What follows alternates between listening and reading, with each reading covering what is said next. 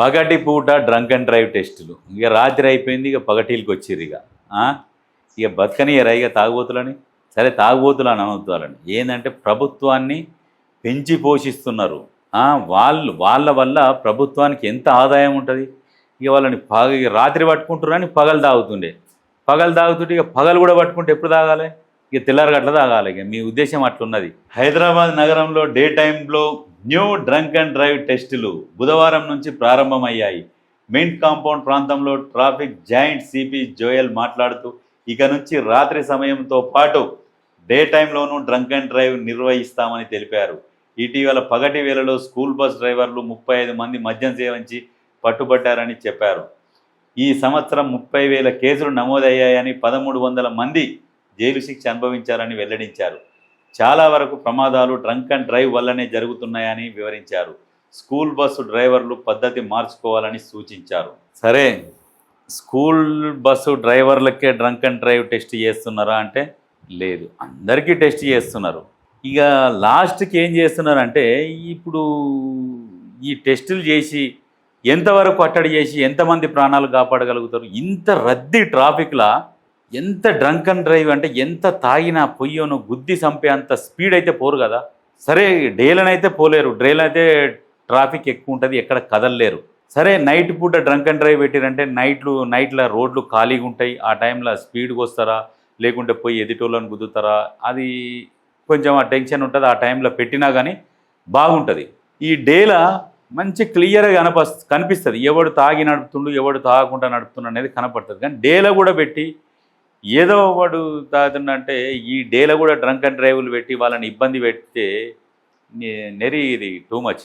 కానీ డేలా ఎక్కడ కూడా డ్రంక్ అండ్ డ్రైవ్ వల్ల యాక్సిడెంట్లు అయిన దాఖలు సిటీలల్లో అంటే డిస్టిక్లల్లో నేషనల్ హైవేలల్లో అంటే పెట్టండి, అక్కడ సైడ్ పెట్టండి, డేలో డ్రంక్ అండ్ డ్రైవ్లు పెట్టండి. ఎందుకంటే నేషనల్ హైవేలల్లో అది జాతీయ రహదారులు ప్రమాదకరంగా ఉంటాయి, అక్కడ డ్రంక్ చేసి బండ్లు నడిపితే యాక్సిడెంట్లు అవుతాయి. కాబట్టి మీరు అక్కడ పెట్టండి, బాగుంటుంది. ఈ సెంట్రల్ సిటీలో డ్రంక్ అండ్ డ్రైవ్లు పెట్టి ప్రజలను ఇబ్బంది పెట్టి అసలే ఇరుకిరుకు గుంతల రోడ్లు, మళ్ళీ అందులో మీరు డ్రంక్ అండ్ డ్రైవ్ పెట్టి ట్రాఫిక్ అంతరాయం కలిగించి అసలే ట్రాఫిక్తోని పోయేది గంట పోయే బదులు 2 గంటలు 3 గంటలు పోతున్నారు. అందులో మళ్ళీ మీరు డ్రంక్ అండ్ డ్రైవ్ అని పెట్టేసి ఆ బారికేడ్లు అడ్డం పెట్టేస్తారు, ట్రాఫిక్ జామ్ చేస్తారు. ట్రాఫిక్ మీరు క్లియర్ చేయాల్సింది మీరు డ్రంక్ అండ్ డ్రైవ్ పేరిటనే ట్రాఫిక్ జామ్ చేస్తారు. ఆ సాయంత్రం కూడా 6 గంటలకే పెట్టి కూర్చుంటారు అక్కడ, ఏవి బారికేడ్లు మొత్తం అడ్డం పెట్టేసి అక్కడ దాకా జామ్ చేసి పడేస్తారు. కానీ ఈ డ్రంక్ అండ్ డ్రైవ్ మీద ఒకసారి ప్రక్షాళన చేసి ఏ ఏరియాలో పెట్టుకోవాలో ఆ ఏరియాలో పెట్టుకోవాలి. కానీ ఇక ఎక్కడ పడితే అక్కడ పెట్టి ప్రజలను వేరే వాళ్ళని ఇబ్బందికి గురి చేస్తున్నారు. మీరు మేజర్గా ఏంటంటే తాగినోడు వేరే ఉంటే ఈ తాగినోడు ఒక్కడైతే తాగనోళ్ళని 90 మందిని ఈ ట్రాఫిక్లో ఇరికిచ్చి ఇబ్బందికి గురి చేస్తున్నారు. ఒకసారి దాని మీద కూడా ఆలోచించాలి. రోడ్లు అన్నీ చక్కగా ఉండాలి. రోడ్లు విశాలమైన రోడ్లు ఉన్నప్పుడు స్పీడ్గా పోతున్నప్పుడు ఏ ఏరియా అయితే రోడ్డు పెద్దగా ఉంటుందో ఆ ఏరియాలో స్పీడ్గా పోతారో ఆ ఏరియాలో డ్రంక్ అండ్ డ్రైవ్ పెట్టండి.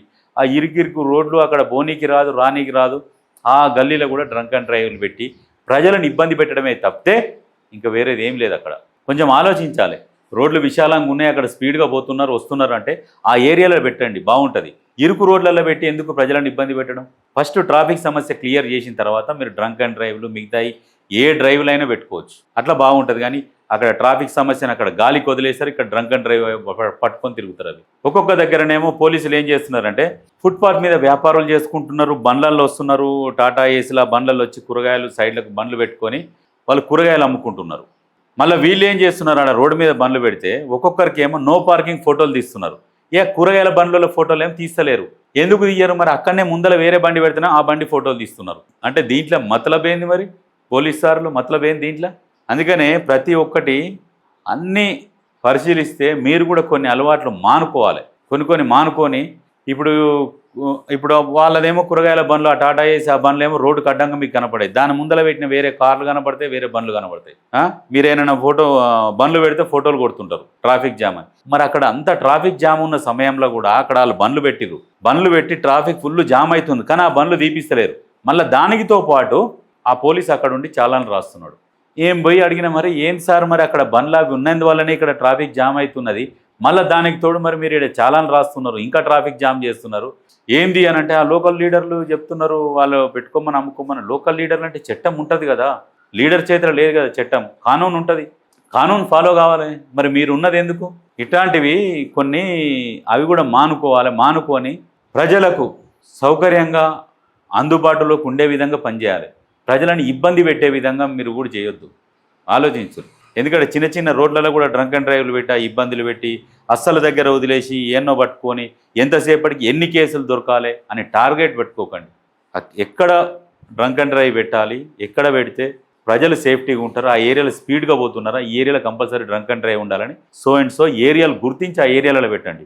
బండి గదలదు 2, 4, 5 స్పీడ్ పోయే ఏరియాలలో డ్రంక్ అండ్ డ్రైవ్లు పెడితే అది ఏమైనా ఉంటుందా? అక్కడ నుంచి వేరే ఏరియాకి పోతాడేమో అని చెప్తారు మీరు. ఆ వేరే ఏరియాకి పోయే దగ్గర అక్కడ పెట్టండి, పెద్ద రోడ్లు ఉంటాయి చూసిర్రా, అక్కడ పెట్టండి, బాగుంటుంది. ఈ డ్రంక్ అండ్ డ్రైవ్లు ఇట్లా పెట్టి ఇబ్బందులకు గురి చేయొద్దు.